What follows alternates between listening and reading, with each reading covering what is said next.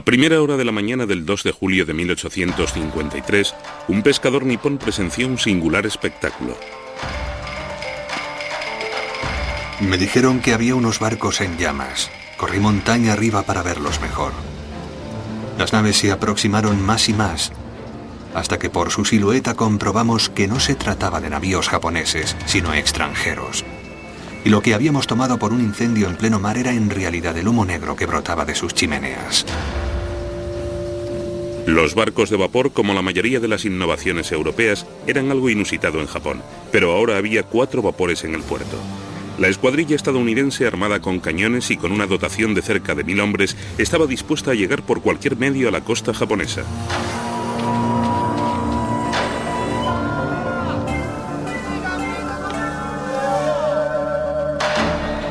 Japón era una tierra velada por un halo de misterio, una sociedad guerrera gobernada por el poderoso shogunato Tokugawa. Había logrado mantener a raya a Occidente durante más de 200 años. No obstante, ahora las potencias occidentales exigían entrar.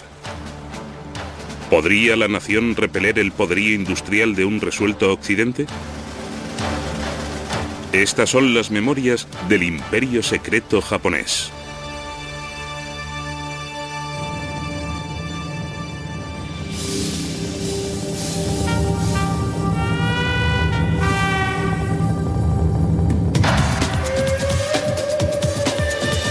Japón.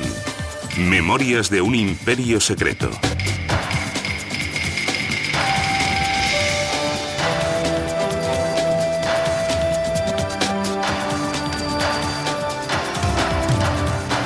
El retorno de los bárbaros.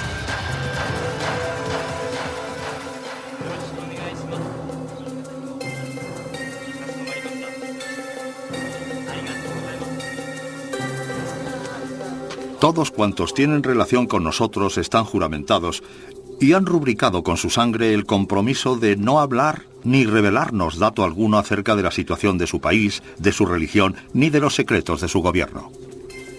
Así rezaba el informe del médico alemán Engelbert Kampfer, uno de los escasos europeos cuya presencia se toleraba en Japón.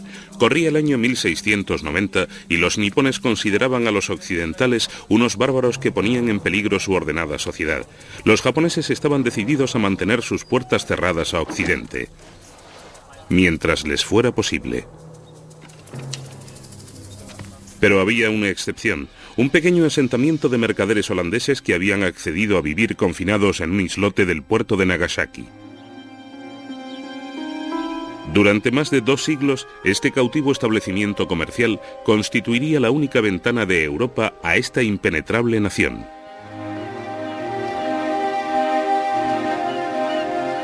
La Compañía Holandesa de las Indias Orientales encomendó al Dr. Kampfer la asistencia médica de la colonia holandesa. Se le pidió asimismo que recabase información acerca de la vida cotidiana de los japoneses. No sería tarea fácil.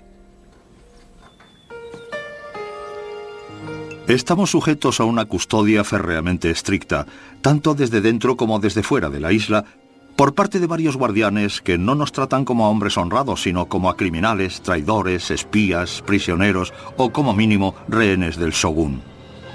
Esta cárcel se conoce como Dejima. Los holandeses vivían como prisioneros en Dejima, pero Kampfer estaba fascinado por la oportunidad de escribir acerca de algo a lo que nadie más tenía acceso. Dejima era minúscula. Kampfer contó 236 pasos de longitud por 82 de anchura. No se permitía la presencia simultánea de más de 19 hombres, ni la de mujeres occidentales. Tan lejos de su patria, aquellos hombres hacían cuanto podían por dar un toque holandés a los extraños edificios japoneses. Colocaron sillas y mesas altas sobre las esteras de hierbas trenzadas, sustituyeron las colchonetas por camas con dosel e insistieron en que se les sirviesen platos holandeses en lugar de cocina japonesa.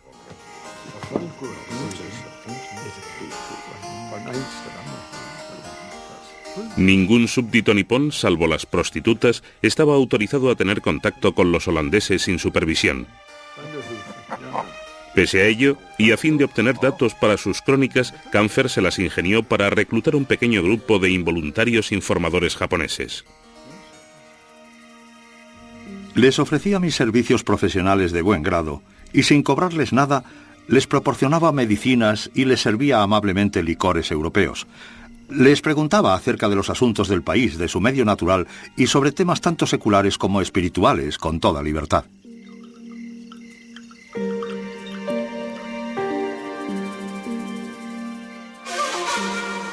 Los japoneses sentían tanta curiosidad como Camfer.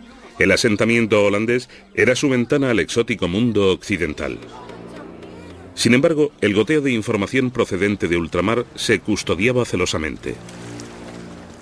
Cada vez que llegaba un barco holandés, traía noticias frescas de Europa. Las autoridades holandesas de Nagasaki recibían esas nuevas y a continuación se traducían al japonés y se enviaban de inmediato a la corte del shogun. El gobernador japonés, el shogun, estaba ávido de noticias del mundo exterior. Exigía a los europeos comparecer ante él en su castillo una vez al año. La única vez que Camfer vio Japón de verdad fue cuando viajó de Nagasaki a Edo, la capital del shogun.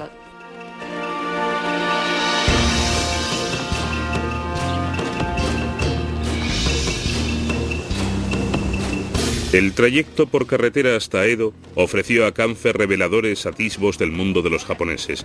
Tomó nota de todos los detalles a lo largo del mes que duró su viaje.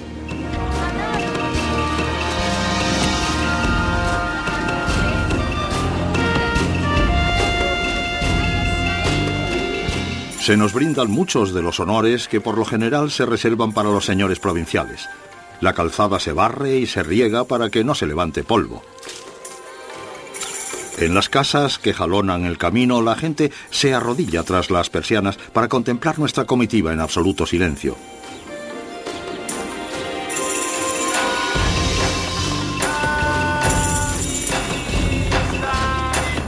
Un increíble número de personas utiliza diariamente las vías de las provincias japonesas. En ciertas épocas del año están tan transitadas como las calles de una populosa ciudad europea. La razón de tales aglomeraciones es que los japoneses viajan más frecuentemente que otros pueblos.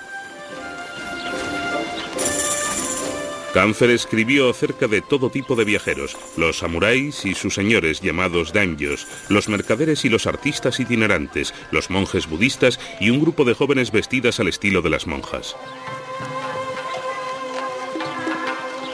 Se cubren el pelo corto con caperuzas de seda y se acicalan primorosamente. Cada una se junta con un viajero. Comienza a cantar una melodía campesina y mientras le convenga lo acompaña entreteniéndolo durante varias horas.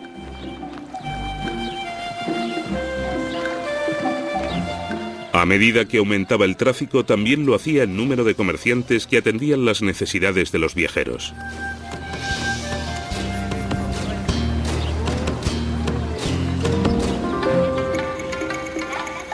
Vimos muchos y excelentes puestos de mercaderes, de vendedores de ropa, de medicamentos, de ídolos, libreros, sopladores de vidrio, boticarios y gente esboceando sus artículos. Hay un sinnúmero de posadas modestas, tenderetes de alimentos, tabernas de sake o cerveza y barracas donde venden dulces y tartas. Sobre sus mesas dispuestas al aire libre exponen una gran variedad de galletas de diversos colores y formas. Tienen muy buen aspecto, pero por lo general son tan duras que se te quedan pegados los dientes si tratas de masticarlas. Los comerciantes antaño considerados parásitos sociales comenzaban a mejorar su posición en la sociedad nipona. Los vendedores callejeros que tenían éxito se convertían en buhoneros que comerciaban al borde de los caminos y con el tiempo podían acabar abriendo grandes tiendas e incluso mudarse a una ciudad. Camfer estaba presenciando una transformación del estilo de vida japonés que pronto haría tambalearse los cimientos de una sociedad tan sumamente ordenada. Los samuráis tenían prohibido dedicarse a los negocios, de modo que mientras que el nivel de vida de los comerciantes crecía, el de los samuráis decrecía. Y eso sencillamente no era apropiado para la sociedad Tokugawa, en la que los samuráis eran la casta superior. Los samuráis, que componían la élite, el estamento dominante, eran menos del 10% de la sociedad. En el Japón Tokugawa se nacía samurái, y solo el samurái tenía derecho a llevar 2 espadas. El compromiso y la lealtad a su daimyo constituían el fundamento del código ético de estos guerreros.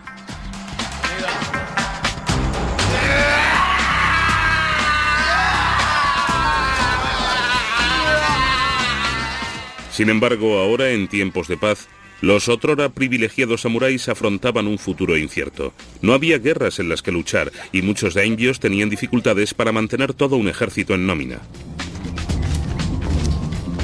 Mientras que los samuráis de rango más elevado podían encontrar trabajo como funcionarios de la administración, otros tenían prohibido dedicarse a oficios considerados indignos de su clase.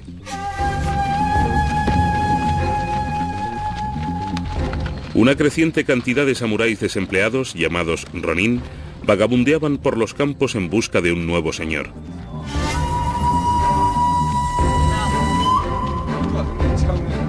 La búsqueda de nuevas oportunidades atrajo a muchos a las ciudades. Y no había urbe de más rápido desarrollo que Edo, más adelante conocida como Tokio. Edo era la capital del shogunato Tokugawa y el destino del Dr. Kampfer. Aquí se encontraría por fin cara a cara con el shogun, el hombre más poderoso de Japón.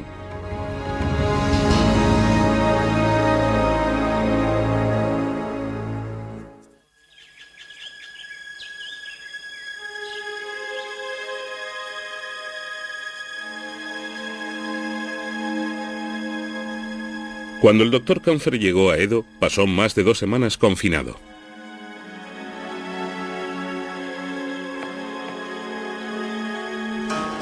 Finalmente fue convocado al castillo del quinto shogun Tokugawa, Tsunayoshi.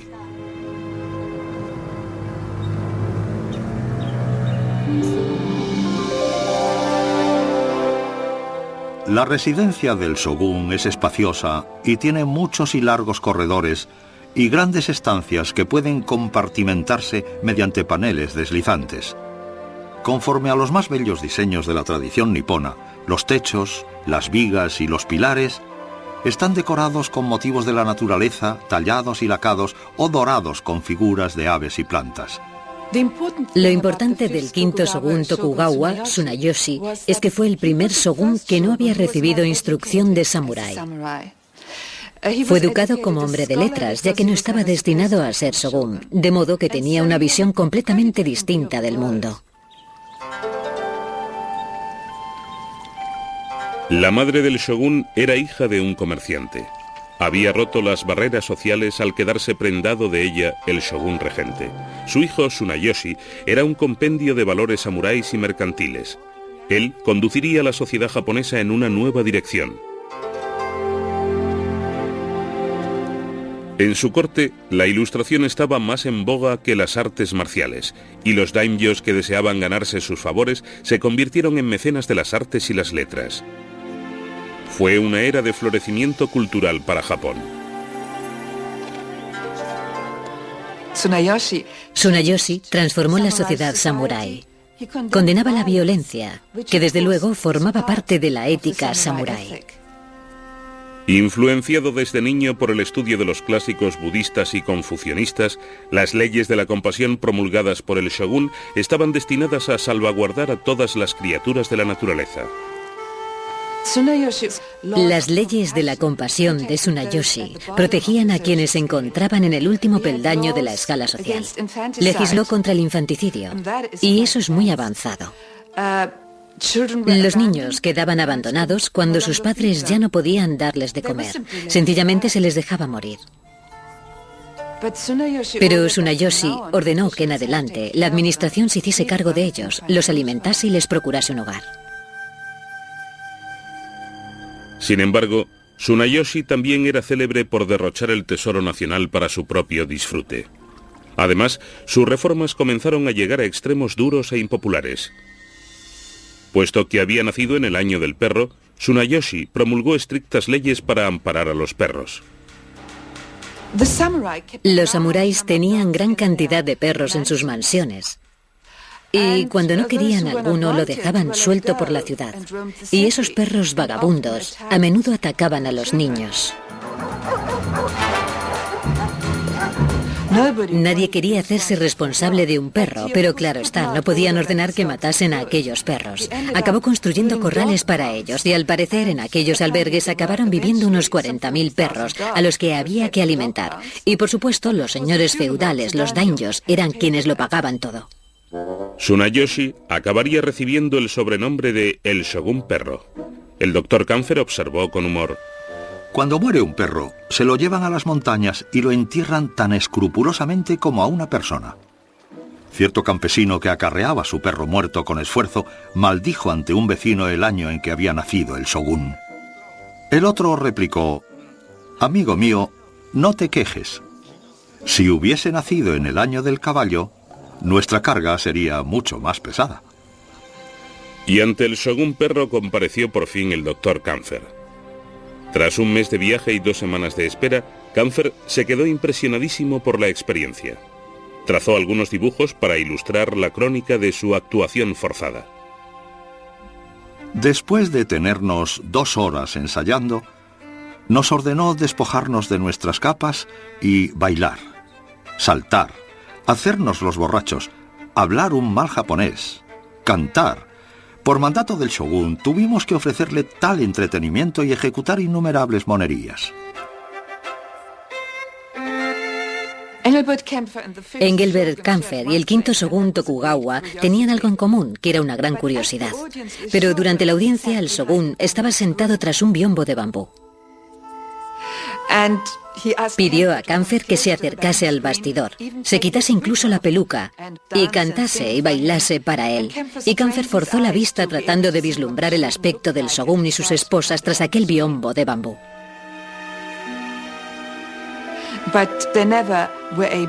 Pero jamás llegaron a hablar directamente. El shogun y el médico se reunirían en 3 ocasiones tan solo, pero cada una de ellas les brindaría una visión fugaz del mundo del otro.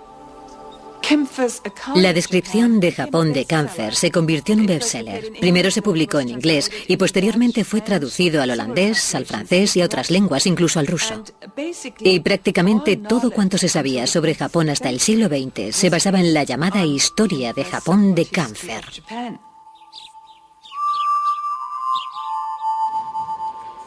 Japón no tenía deseo alguno de abrir sus puertas a Occidente. El país estaba en paz, pero la economía estaba en declive. Los millares de guerreros samuráis privados de derechos tenían a la nación en vilo.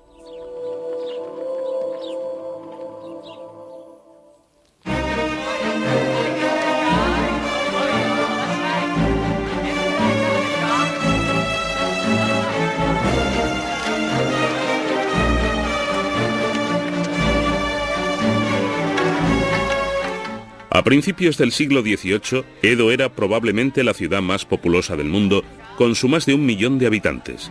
A diferencia de las capitales europeas, sus ciudadanos disfrutaban de una ciudad segura y limpia con un avanzado programa de reciclaje.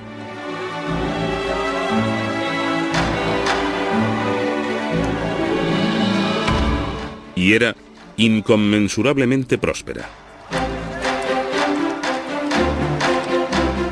Las monedas de cobre corren como riachuelos.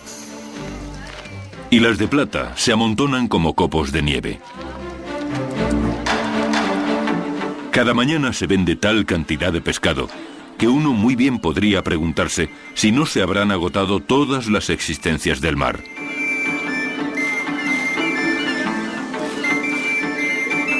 Visible en la distancia, se alza el monte Fuji, recortándose en toda su magnificencia contra el horizonte. Al menos la mitad de los pobladores de Edo eran guerreros samuráis llegados a la capital con sus señores daimyos. Puesto que no había guerras en las que combatir, los samuráis tenían tiempo libre, aunque no siempre los medios para gozar de él. Para los samuráis, el inconveniente de la paz era que tenían prohibido dedicarse al comercio y por lo tanto veían que cada vez había más mercaderes opulentos que podían hacer todo cuanto a ellos les habría gustado hacer, dado que poseían más dinero que el samurái medio. Irónicamente, los comerciantes que atendían las necesidades de los samuráis eran quienes se beneficiaban. Ahora podían permitirse una educación, desarrollar su gusto cultural y emular a los samuráis de clase alta, a quienes los mercaderes admiraban y envidiaban. Las barreras sociales estaban viniendo abajo. Desde el inicio de la era Tokugawa, una restrictiva estructura social había mantenido a cada uno en su lugar. Aunque en teoría los distintos estamentos no podían confraternizar, las reglas comenzaron a ceder. En las reuniones sociales, tales como las famosas asociaciones de haiku, en las que participaban activamente tanto samuráis como comerciantes, en lugar de dirigirse unos a otros por sus reputados apellidos, adoptaban seudónimos. De este modo, se libraban de observar las rígidas reglas que conllevaba su posición social.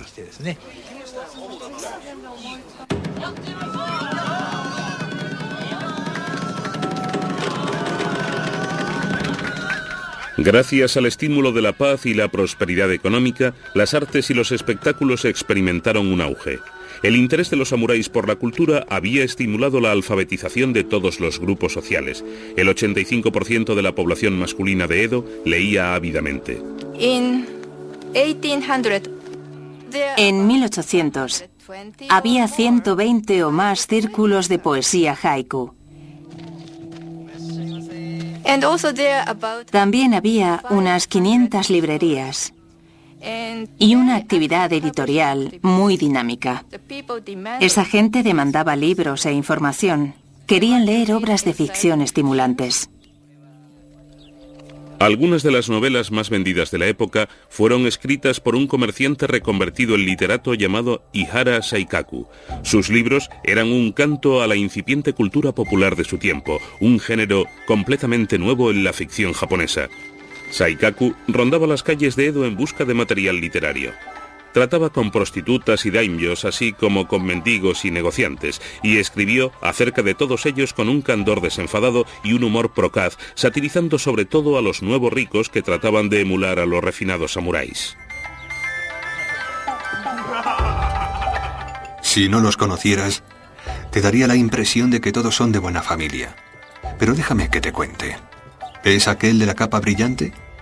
Es fabricante de cola. Comercia con huesos y babas de vaca. Aunque por su forma de vestir se diría que sus propios huesos son un producto de su buena crianza. Ha tenido que hipotecar su casa. Sus acreedores lo han demandado. Mi opinión es que tiene que estar loco para salir de noche por la ciudad. En Edo, salir de noche por la ciudad significaba a menudo ir al kabuki, el espectáculo teatral más concurrido. Para los vecinos de Edo, los actores de kabuki eran algo así como las estrellas de Hollywood. Los aficionados coleccionaban grabados de sus actores favoritos, no solo por el mero placer de coleccionarlos, sino para contemplar los fantásticos ropajes que sus actores preferidos llevaban en escena. Si a los fans les gustaba cierto estilo o diseño, enseguida se convertía en la última moda. Las obras de teatro kabuki eran historias románticas y heroicas. Una de las más afamadas, Kushingura, se basaba en un conocido caso real. Un señor daimyo había sido humillado en una confrontación con un funcionario de la corte. El shogun gobernante había ordenado al señor que llevase a cabo el seppuku, el suicidio ritual. Indignados por su muerte, 47 de los guerreros samuráis del señor vengaron su honor asesinando al funcionario.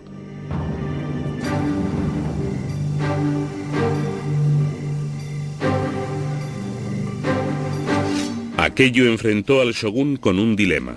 Los samuráis habían actuado conforme a su código de honor, y sin embargo, habían cuestionado la autoridad del shogun. El pueblo pidió clemencia, pero el shogun no se doblegó. Ordenó a los samuráis que se suicidasen. Aquellos samuráis habían vivido y muerto de acuerdo con su código de honor. Aquel episodio atrajo el interés del público como ningún otro. En poco tiempo, esos hombres quedaron inmortalizados en el escenario del kabuki, un nostálgico tributo a una era pasada. Para ellos representaba el ideal de que los samuráis eran tan abnegados y estaban tan consagrados al honor y a sus señores que eran capaces de perder la vida por ellos. Y eso resultaba reconfortante en un mundo confuso y mercantilizado, en el que la mayoría de los samuráis se pasaban la vida bebiendo, de fiesta, yendo al teatro y siendo egoístas como nosotros.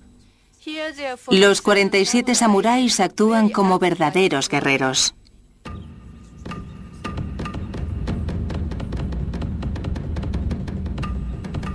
Todo el mundo profiere un grito de aclamación. ¡Bien hecho! ¡Bien hecho! Y esta alabanza a tan leales servidores resonará durante los siglos venideros. Aquí hemos dejado constancia de su gloria, siempre renovada como las hojas del bambú. El honor de los samuráis perviviría en el mito y la leyenda. Pero en el Japón Tokugawa ya no se libraban batallas, ya no se iba en pos de la gloria eterna. En la vida real, los samuráis habrían de encontrar una válvula de escape para su pasión.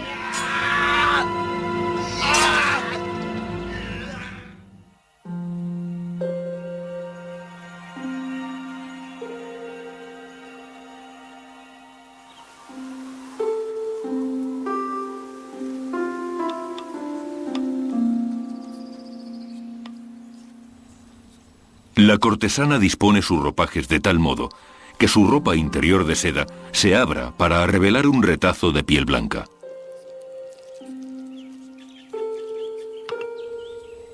A la vista de semejante espectáculo, los hombres enloquecen y se gastan el dinero que se les ha encomendado, aunque eso suponga perder literalmente la cabeza al día siguiente.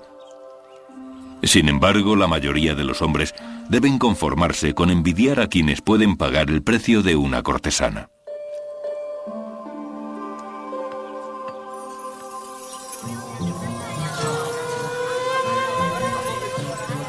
Más de 3.000 cortesanas y geishas ofrecían sus servicios en Yoshiwara, el distrito recreativo de Edo.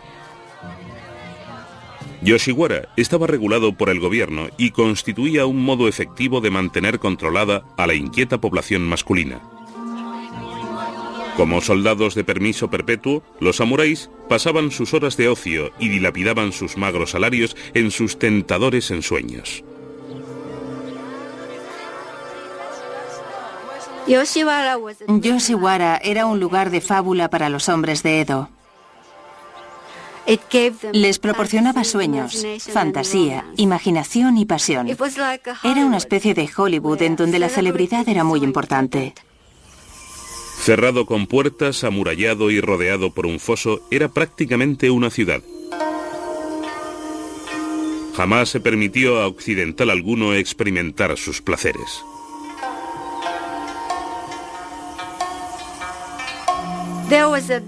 Había una clara diferenciación entre las geishas y las cortesanas. Las geishas eran artistas profesionales. No necesitaban complacer a sus clientes con relaciones sexuales, ya que para ello contaban con la música, cantando y tocando instrumentos musicales, y la danza, mientras que las cortesanas divertían a su clientela mediante la conversación y las gratificaciones sexuales.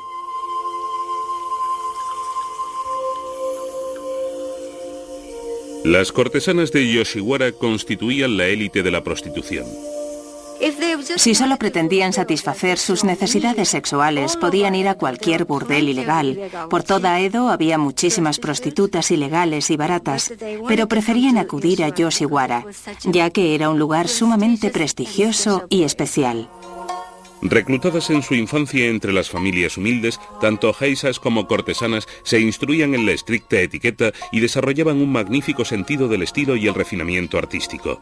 Su capacidad para mantener una conversación acerca del último estreno teatral o el cotilleo del momento era tan importante como lo que venía a continuación. Las cortesanas y sus clientes se veían en las vecinas casas de té. Estas constituían unos exclusivos centros donde se daban cita la elegancia y la inteligencia, muy al estilo de los cafés londinenses de la época. Disfrutar como es debido de los placeres de Toshiwara era todo un arte.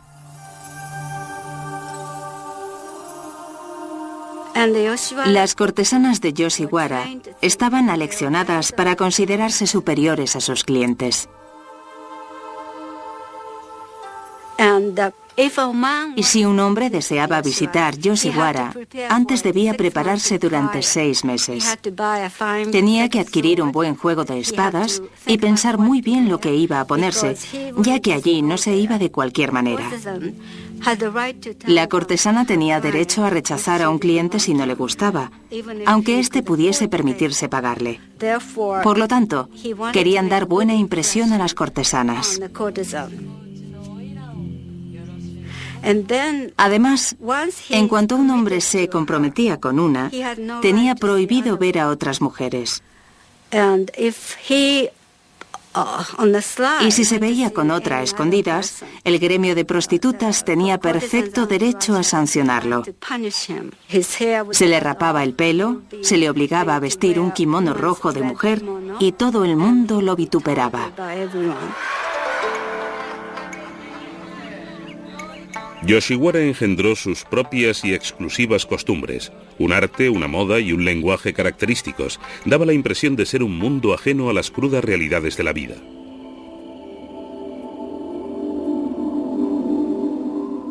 Vivir solo para el momento. Dedicar todo nuestro tiempo a los placeres de la luna, la nieve, los cerezos en flor y las hojas de arce.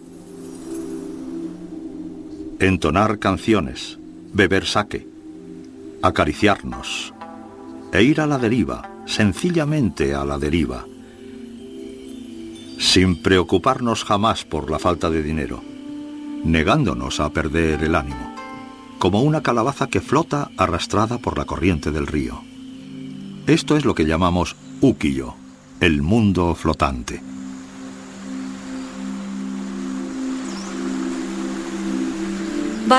Sin embargo, el término ukiyo conservaba su sentido budista de la transitoriedad de esta vida, de su provisionalidad.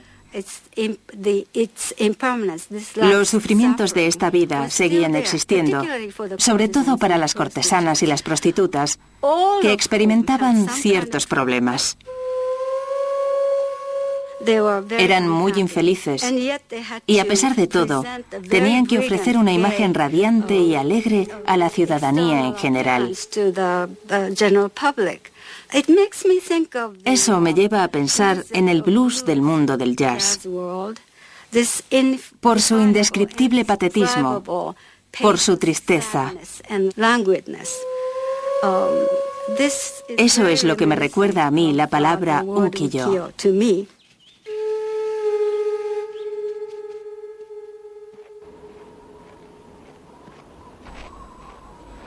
Para los samuráis que frecuentaban Yoshiwara, los tiempos estaban cambiando. Continuaban preparándose para el combate a diario, pero careciendo de guerras en las que luchar, muchos perdieron el rumbo. Los guerreros de hoy no hablan más que de mujeres, de comida, de bebida y de funciones teatrales. Se ejercitan en la esgrima y el manejo de la lanza tan solo para sus disputas personales, y su dominio del tiro con arco y de las armas de fuego solamente le sirven para lucirse, la equitación únicamente para las ceremonias. Katsuko Kichi era un samurái de rango medio tentado por Yoshiwara, aunque sin fondos con los que satisfacer sus deseos. Tenía 21 años y estaba sin blanca. No tuve más remedio que vender mi espada de diario. No me quedaba más que la ropa que llevaba puesta. Para aliviar mi mente de sus preocupaciones, fui a Yoshiwara.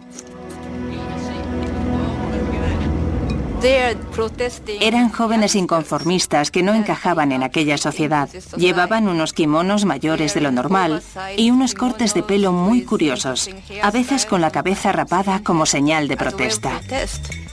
Muchos de aquellos jóvenes sin ocupación y desesperados como Katsuko Kichi vivían en los mismos márgenes de la sociedad, cayendo a menudo en las deudas, el robo y la violencia.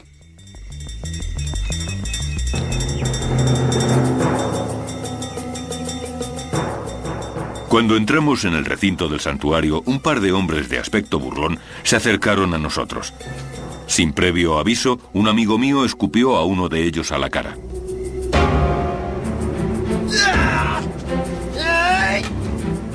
Fue entonces cuando vimos un grupo de unos 20 hombres, todos armados con largas y ganchudas lanzas.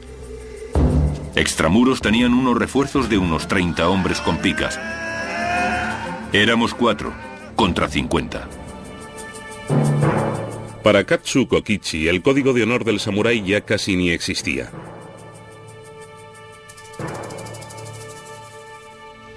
Mediado el siglo XVIII, los costosos placeres de Yoshiwara habían dejado de ser asequibles para la mayoría de los samuráis. El distrito recreativo comenzó a cobrar cada vez peor cariz.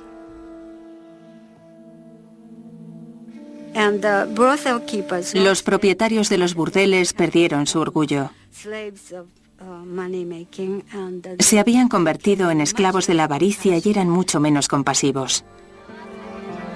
Algunos se volvieron muy crueles. Trataban fatal a las prostitutas y se produjeron algunas muertes. Hacia finales de este periodo, a las prostitutas enfermas se les negaban las medicinas y los cuidados. Y cuando morían, se las arrojaba a una fosa anónima. Me siento sola, como las algas que flotan, arrancadas de raíz. Tal vez me deje arrastrar a donde la corriente me lleve.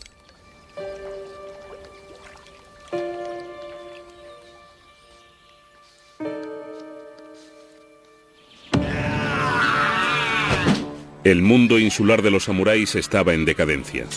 Buscando una cura para sus dolencias, muchos comenzarían a contemplar una posibilidad inconcebible. Ahora, Occidente les tentaba con nuevas ideas y esperanzas.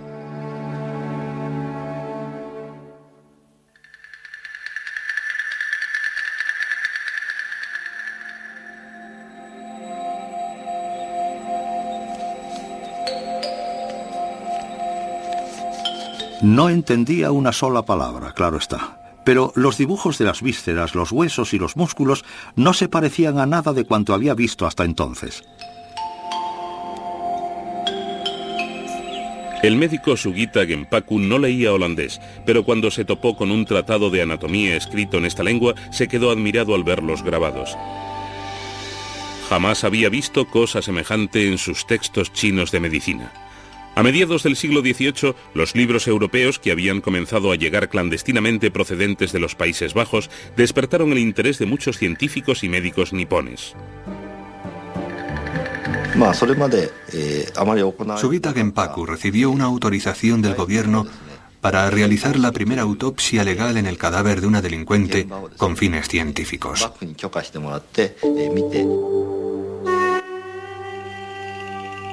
El cadáver pertenecía a una mujer de unos 50 años. El viejo carnicero señalaba tal o cual órgano y decía cómo se llamaba, pero había algunos cuyo nombre ignoraba. Cuando comparamos lo que habíamos visto con las ilustraciones del libro holandés, todo era exactamente como se representaba.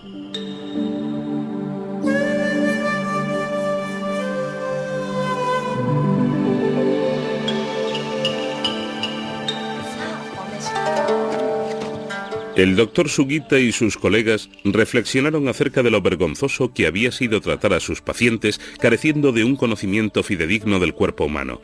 Juraron cultivarse más. Sugita aprendió holandés por sus medios a fin de traducir el libro.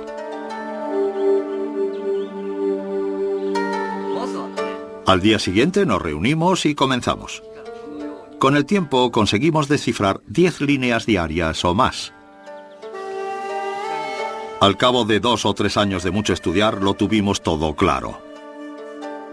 Disfrutamos tanto como si hubiésemos estado mascando caña de azúcar.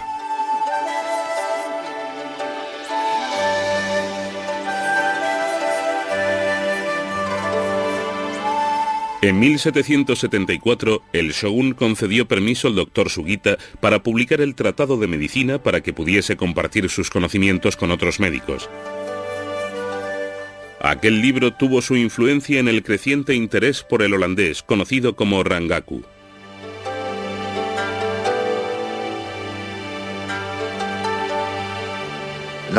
Originalmente, el rangaku estaba relacionado con los estudios de medicina. Cuando los médicos vieron que gracias a la nueva medicina occidental podían tratar enfermedades incurables con las prácticas de la medicina tradicional japonesa, comenzaron a interesarse por el aprendizaje del rangaku. Poco a poco, a medida que iba extendiéndose el conocimiento del rangaku, otros aspectos del rangaku, como la astronomía y la química, se introdujeron en Japón.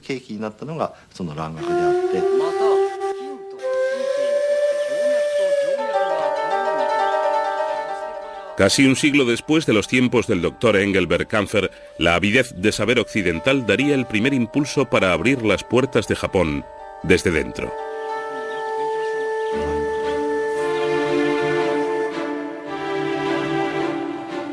Pero por muy atractivos que fuesen los conocimientos occidentales para ciertos intelectuales japoneses, otros sostenían que todo lo europeo entrañaba una amenaza para la sociedad nipona.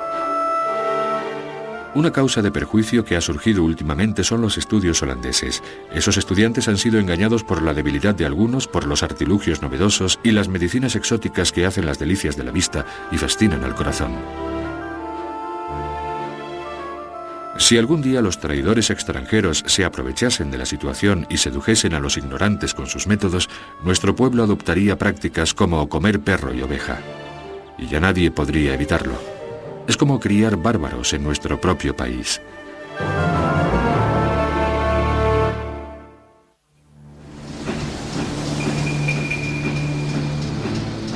Hoy en día, los bárbaros del oeste, los viles pies y piernas del mundo, surcan los mares pisoteando a otros países y osando, con sus ojos estrábicos y sus pies cojeantes, someter a naciones nobles. ¿Qué clase de arrogancia es esa? Japón se las había arreglado para mantener a raya a los bárbaros durante más de 200 años. Sin embargo, ahora, mediado el siglo XIX, Occidente estaba dispuesto a hacerse valer. El shogunato se encara con una amenaza estratégica en tres frentes. Del norte llegan los rusos, por el oeste vienen los británicos y por último del este llegan los estadounidenses. Una nueva nación, Estados Unidos, buscaba expandirse. Se sabía que Japón tenía grandes reservas de carbón y algo más en abundancia. Ballenas. El aceite de ballena, que literalmente engrasaba las ruedas de la industria estadounidense, era un negocio multimillonario. Los balleneros ya habían esquilmado el Atlántico Norte. Ahora, Estados Unidos miraba hacia el este, hacia Japón. Si ese país cerrado bajo 7 llaves, Japón, algún día llegase a ser hospitalario, será solo gracias a los balleneros. Así decía Herman Melville en su clásica novela acerca de una gran ballena blanca que merodeaba por aguas japonesas. Cuando Moby Dick se publicó en 1851, Estados Unidos ya estaba dispuesto a imponer su poderío.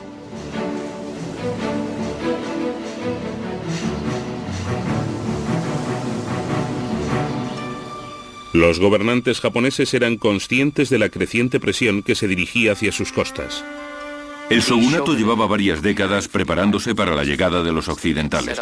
Había organizado una agencia de traducción especial que estaba recopilando información acerca de Occidente, traduciendo aldas, confeccionando diccionarios y formando a un equipo de especialistas en asuntos exteriores.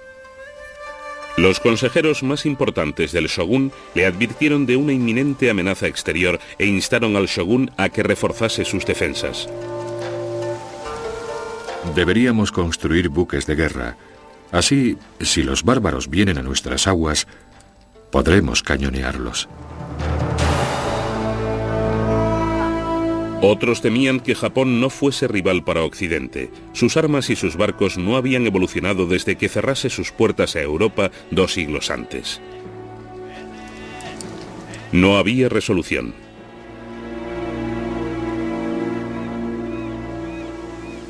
De repente, a primera hora de la mañana del 2 de julio de 1853, un pescador presenció un singular espectáculo. Me dijeron que había unos barcos en llamas. Corrí montaña arriba para verlos mejor. Las naves se aproximaron más y más, hasta que por su silueta comprobamos que no se trataba de navíos japoneses, sino extranjeros, y que lo que habíamos tomado por un incendio en pleno mar era en realidad el humo negro que brotaba de sus chimeneas.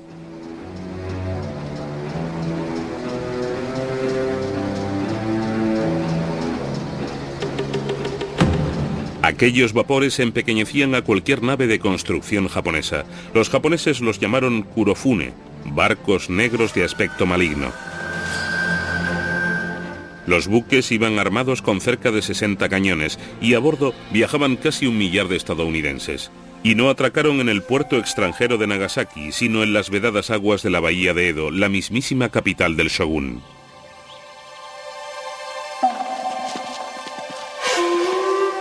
Al conocer la noticia, el shogun enfermó inmediatamente. Muchos dijeron que debido a la impresión que le había causado oír que una escuadra extranjera estaba a sus puertas. Sus asesores trataron de ocuparse de la crisis.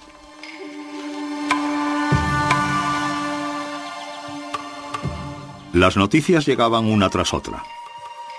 La situación parecía apuradísima, espantosa, trascendental. Se ordenó a todos los grandes clanes que mantuviesen una estricta vigilancia por si acaso aquellas naves bárbaras perpetraban actos violentos. En una desesperada demostración de fuerza, el shogun envió una escuadra de guardacostas a fin de rodear los barcos estadounidenses. El comandante nipón ordenó a la flotilla que se marchase. Su comandante, el comodoro Matthew Perry, hizo caso omiso. Bien sabía que cuanto más altanero me mostrase y más riguroso fuese, más me respetarían aquellas gentes tan formales y ceremoniosas. 5.000 samuráis armados con espadas y cañones anticuados se alinearon en la costa. Una vez más, el comandante ordenó a Perry: abandonen la bahía de Edo inmediatamente. El comodoro se negó. Intenté por todos los medios inculcarles la idea de que el gobierno de Estados Unidos es superior al japonés en autoridad e influencia. El honor de la nación lo requiere y el interés del comercio lo exige.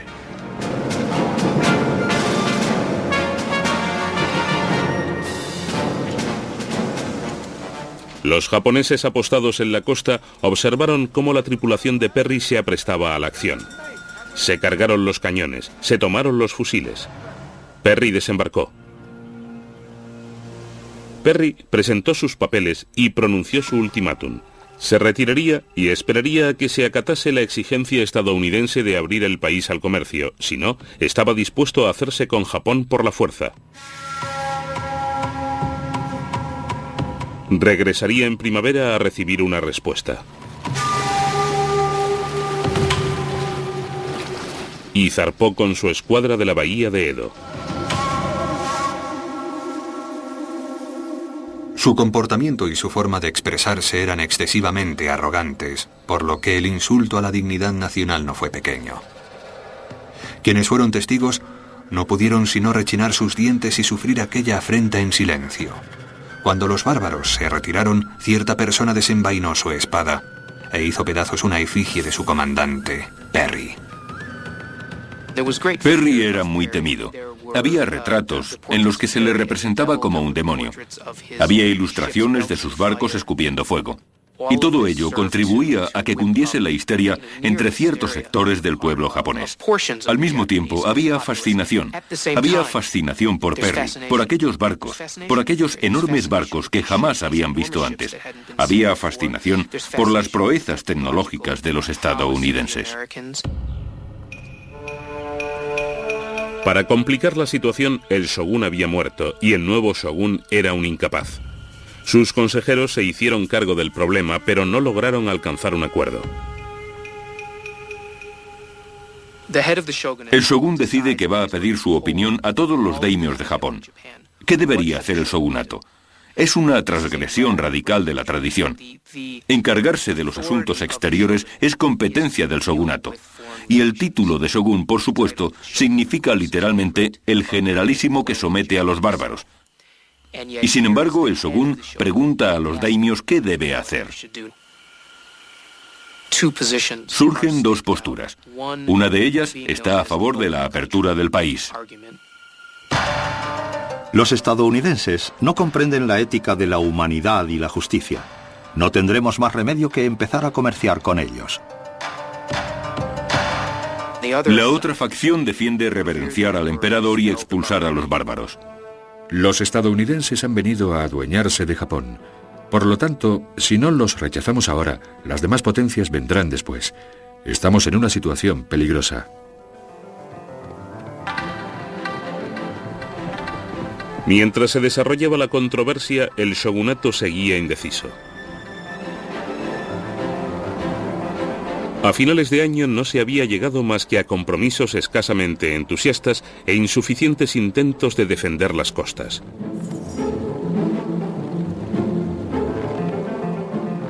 En febrero, Perry regresó, antes de lo esperado. En esta ocasión, su exhibición de fuerza fue si cabe más ominosa. Llegó con el doble de barcos y de tripulación. El honor de los japoneses estaba en entredicho, pero carecían de medios para defenderlo. Su única esperanza estaba en el pacto.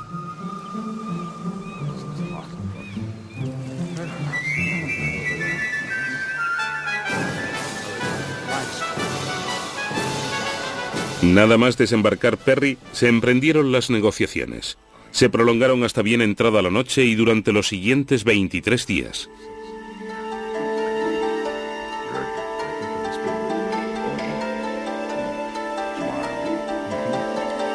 Finalmente, el tratado supuso un compromiso que beneficiaba a los intereses de ambos países. Perry obtuvo lo que quería, que era establecer una relación entre Japón y Estados Unidos. El shogunato consiguió lo que buscaba, no ceder el control sobre sus relaciones exteriores y no abrir Japón a un mercado sin regulaciones. No estoy seguro de que al shogunato se le haya atribuido el mérito que tuvo por elegir la paz y no la guerra. Se podría decir que el shogunato escogió abrirse a las relaciones con Estados Unidos y Occidente por pura debilidad. Pero no tenía por qué hacerlo. El shogunato tomó una decisión práctica, eligió la paz y, por lo tanto, preservar la integridad y la soberanía territorial sobre su nación. Antes de firmar el tratado con Perry, el shogun organizó una fiesta, un requisito previo a toda negociación que hasta hoy se sigue practicando en Japón. Unos luchadores de sumo hicieron gala de su fuerza. El primero invitó a Perry a darle un puñetazo en el estómago. Otro luchador levantó 2 grandes sacos de arroz por encima de la cabeza para demostrar su fortaleza. Perry ofreció champán y whisky. Hizo varios regalos a los japoneses, entre los más interesantes un telégrafo, una cámara fotográfica y una locomotora realizada a escala 1:4, algo nunca visto en Japón. Enseguida los ingenieros japoneses se dispusieron a replicarlos.